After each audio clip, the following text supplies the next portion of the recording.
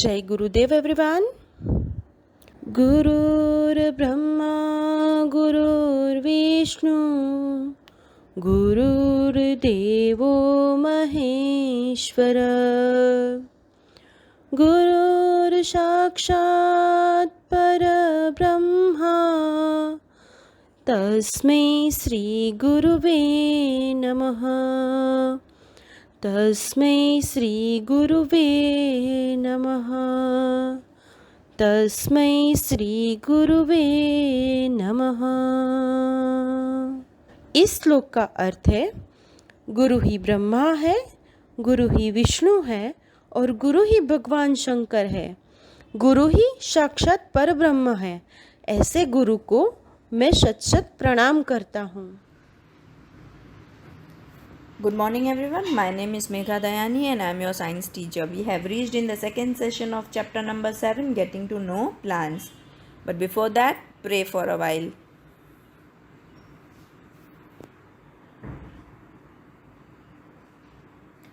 Okay, come back. In the last session, we have kept the topic up till parts of a plant. We are going to learn about the different parts of a plant today. Okay? First, let us understand what are the names of the different parts of the plant. सबको ये पता ही होगा, flowers, leaves, roots, stem. Yes, roots जो हैं वो root system में आ गए और बाकी के सारे parts shoot system में आ गए. Turn by turn we will learn all the 4 parts. The first part that we are going to learn today is the of shoot system, stem, leaves and flower. First topic is stems. Stem जो होती है वो plant को सीधा मतलब कि erect upright खड़े रहने में हेल्प करते हैं. Yes, so stem holds the plant erect and upright. Stem bear leaves, flowers and fruits. Stem में ही से ही लीव्स, फ्लावर्स और फ्रूट्स प्रोड्यूस होते हैं, उसके ऊपर ही प्रोड्यूस होते हैं. Stem carries water and minerals from soil to different parts of plant through special tubes called xylem. जैसे घर में कैसे पाइप्स होते हैं एक जगह से दूसरी जगह पे पानी जाने के लिए, वैसे ही रूट्स जो होते हैं वो पानी सॉइल में से ले तो लेते हैं, मिनरल्स भी ले लेते हैं. फिर स्टेम्स होते हैं जो रूट से लेके प्लांट में बाकी सारी जगह पे ये पहुंचाते हैं. किसके थ्रू? जाइलम के through. Stem also carries food prepared in the leaves to different parts of plant through special tubes called phloem. अभी leaves जो है वो खाना बनाते हैं फोटोसिंथेसिस की प्रोसेस से. तो leaves से बाकी सारे प्लांट के पार्ट्स तक खाना कौन पहुंचाएगा? Again stems. तो उसमें दूसरी फिर पाइपलाइन होती है जिसको बोलते हैं phloem. Clear? So this is stem. You can see and you would be knowing also about it. तो जाइलम का काम क्या है? Let us quickly revise it. Water और मिनरल्स को रूट्स में से अब्जॉर्ब करके transport to the other parts of the plant by xylem. ना food prepared by the leaves by the process of photosynthesis is transported to the other parts of the plant by phloem. Let us do one experiment to make sure and prove that stems are the one which conducts water from roots to different parts of the plant. आपको क्या करना है? Take one glass and fill it 1/3 with the water. Put some colored ink in it. So the water will be now colored. फिर कोई भी stem का base cut कर लीजिए, एक हर्ब लीजिए, उसकी स्टेम को कट कर लीजिए and then put it into the glass. Next day you will see that the color of the flower has changed. एक वाइट कलर का फ्लावर लेना, उसकी स्टेम काट के फिर ऐसे कलर्ड पानी में डाल देना, तो लीव्स जो हैं वो दूसरे दिन उसी कलर की हो जाएंगी जिस कलर का आपने इंक डाला था पानी में. दिस प्रूव्स दैट स्टेम जो है वही पानी कंडक्ट करती हैं. क्लियर? हाँ, ये याद रखना, स्टेम जो कट करके पानी में डाल रहे हो उस पर फ्लावर होना चाहिए. Here white rose is taken, blue ink is mixed with the water. Next day when you observe, the white rose leaves are converted blue. Next topic, leaves. Leaves जो हैं देखने से सबको पता है इसको लीफ बोलते हैं। The broad green part of the leaf is called lamina. एकदम जो ब्रॉड पार्ट होता है, आप डायग्राम में बाजू में पिक्चर में देखते जाइए, लैमिना दिख रहा है, एकदम ब्रॉड पार्ट जो है। The part of the leaf by which it is attach to the stem is called petiole. ये स्टेम और लीफ जहाँ पे कनेक्ट होते हैं उसको बोलते हैं पिटियोल। क्लियर? स्मॉल लाइंस जो प्रेजेंट होती है ना लीफ में, उसको बोलते हैं वेन्स। आप लीफ के अंदर देखिए, एक बीच में एक सीधी लाइन जा रही है, उसको बोलते हैं मिड रिब। वो बीच में सीधी लाइन के आसपास जो दूसरी लाइंस जा रही हैं छोटी छोटी, उसको बोलते हैं वेन्स। बीच वाली थिक लाइन जो है that is mid rib and the small lines are called veins. अभी ये वेन्स जो है ना वो अलग अलग शेप में होती हैं।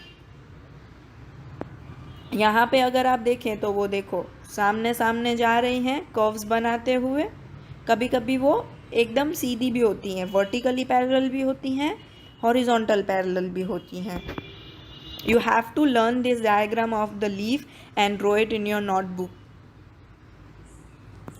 मैंने जो आपको वो वेन्स का बोला ना, कभी पैरेलल होती है हॉरिजॉन्टली, कभी पैरेलल होती है वर्टिकली, और कभी ऐसे डिज़ाइन वाली होती है, उस पैटर्न को बोलते हैं वेनेशन।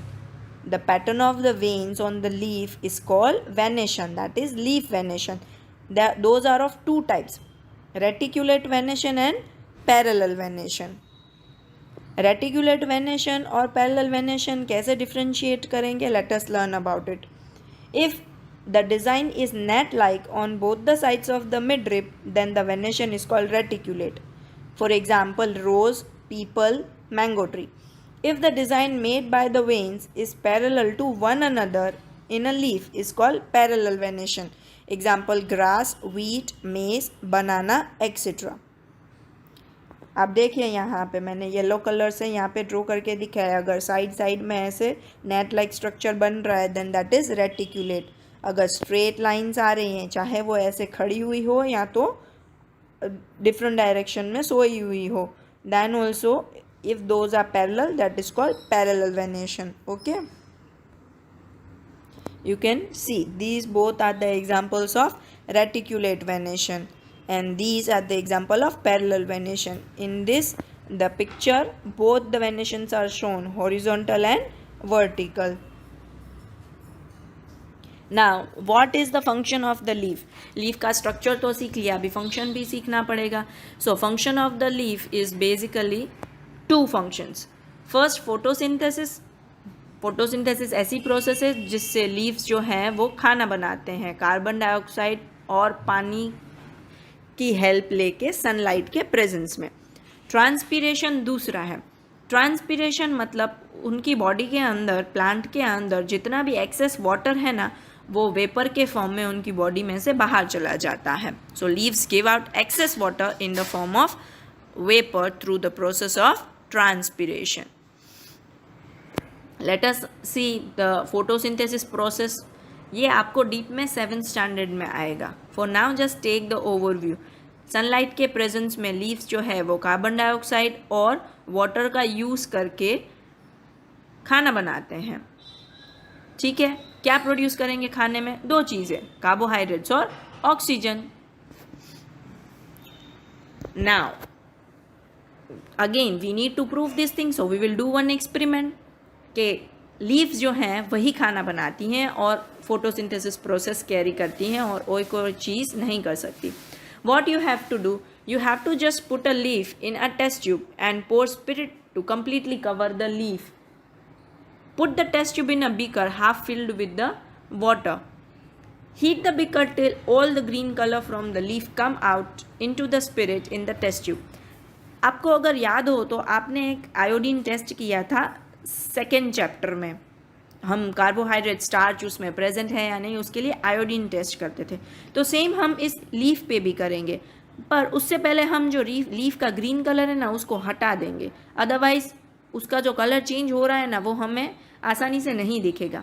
तो ग्रीन कलर हटाने के लिए what you have to do, आपको एक बीकर में पानी भरना है, यस, जिसको हम गर्म करेंगे ऑब्वियसली, और उसमें हम एक टेस्ट ट्यूब डालेंगे और टेस्ट ट्यूब के अंदर हमने हमारा लीफ और स्पिरिट डाला हुआ है। Spirit is some kind of alcohol only.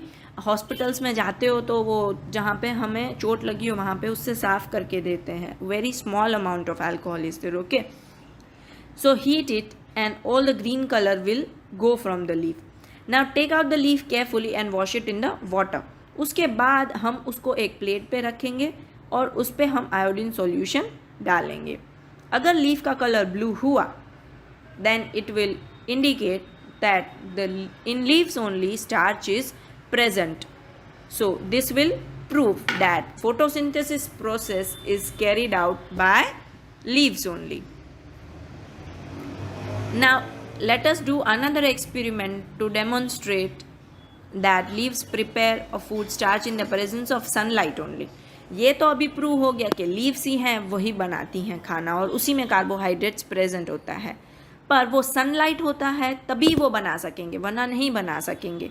तो उसको प्रूव करने के लिए हम क्या करेंगे, हम एक पॉटेड प्लांट लेंगे जिसमें ग्रीन लीव्स लगे हों और उसको एक डार्क रूम में रख देंगे 1 या 2 दिन के लिए. तो क्या होगा, उसमें जितना भी खाना बना के ऑलरेडी रखा था अपनी लीव्स में वो 2-3 दिन तक वो पूरा कंज्यूम कर लेंगे. अभी उनके पास कोई और खाना नहीं बचेगा क्योंकि सनलाइट में हमने रखा नहीं है. फिर क्या करेंगे, हम कवर कर देंगे लीफ के एक पोर्शन को एक ब्लैक पेपर से और फिर हम उसको सन में रखने जाएंगे. ठीक है, फिर हम जो है लीफ जिसको हमने ब्लैक पेपर से कवर किया था उसके ऊपर हम टेस्ट करेंगे स्टार्च का. Now the leaf covered with the paper will not turn blue black. जितना पार्ट हमने कवर कर दिया था उस पर हम आयोडीन टेस्ट करेंगे तो उसका कलर ब्लू ब्लैक नहीं होगा. दूसरे पार्ट के लीव्स का या दूसरी लीव्स का कलर चेंज हो जाएगा. तो क्या हुआ, जब हमने उनको सनलाइट में रखा तभी उसमें स्टार्च प्रोड्यूस हुआ, ये भी प्रूफ हो गया.